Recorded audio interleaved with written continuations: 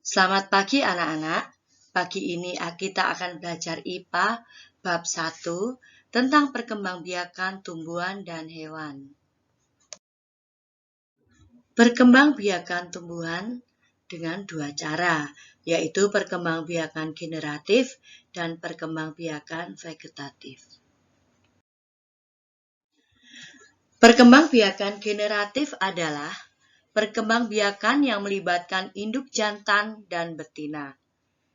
Ciri-ciri perkembangbiakan generatif pada tumbuhan adalah munculnya bunga.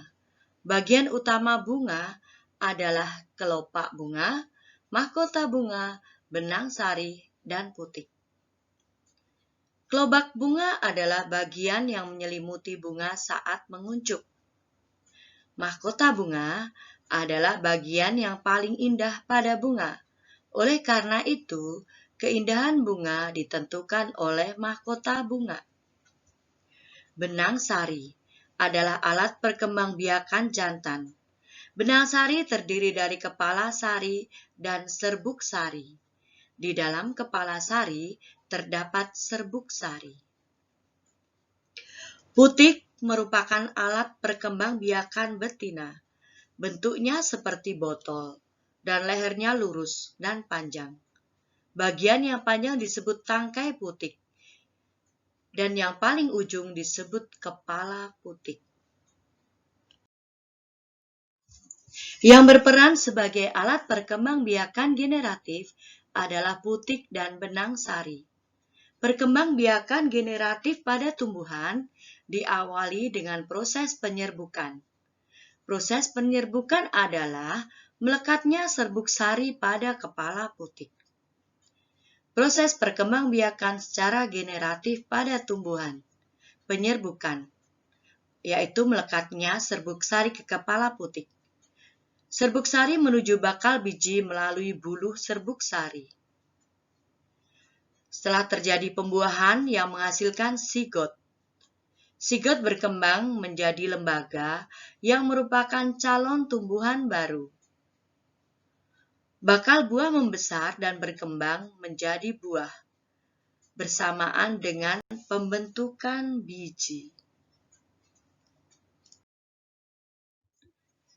Biji yang ditanam akan tumbuh menjadi kecambah. Kecambah menjadi tumbuhan muda. Tumbuhan muda menjadi tumbuhan dewasa. Berdasarkan asal serbuk sarinya, penyerbukan dibedakan menjadi 4 macam.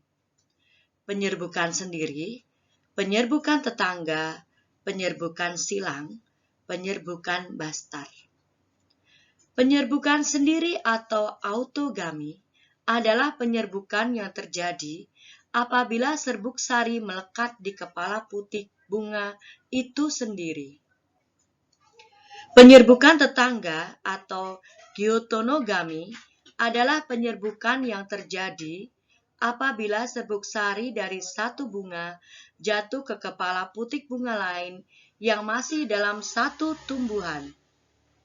Penyerbukan silang atau alogami adalah penyerbukan yang terjadi apabila serbuk sari jatuh di kepala putik bunga pada tanaman yang berbeda tetapi masih satu jenis. Dan penyerbukan bastar adalah penyerbukan yang terjadi apabila serbuk sari jatuh ke kepala putik di bunga yang berasal dari tumbuhan yang berbeda varietasnya. Contoh penyerbukan bastar adalah persilangan antara rambutan berbuah besar dan asam dengan rambutan berbuah kecil dan manis. Macam-macam perantara penyerbukan. Hewan, angin, air, dan manusia. Ciri-ciri tumbuhan yang penyerbukannya dibantu hewan adalah mahkota mencolok, berbau khusus, memiliki kelenjar madu, kepala putik tegak bersembunyi. Contoh hewan penyerbuk adalah lebah, kupu-kupu, siput, kelelawar, dan burung. Penyerbukan dengan bantuan manusia, ciri-cirinya adalah Tanaman sulit mengalami penyerbukan secara alami. Penyebabnya karena memiliki struktur bunga yang unik atau bunga sulit mengeluarkan serbuk sarinya.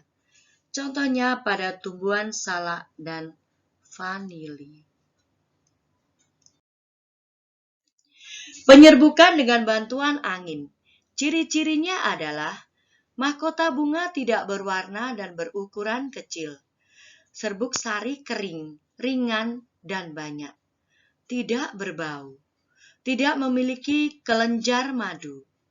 Kepala putik terjulur keluar. Contoh pada tumbuhan padi, jagung, dan rerumputan. Penyerbukan dengan bantuan air terjadi pada tumbuhan air, contohnya tumbuhan hidrilla.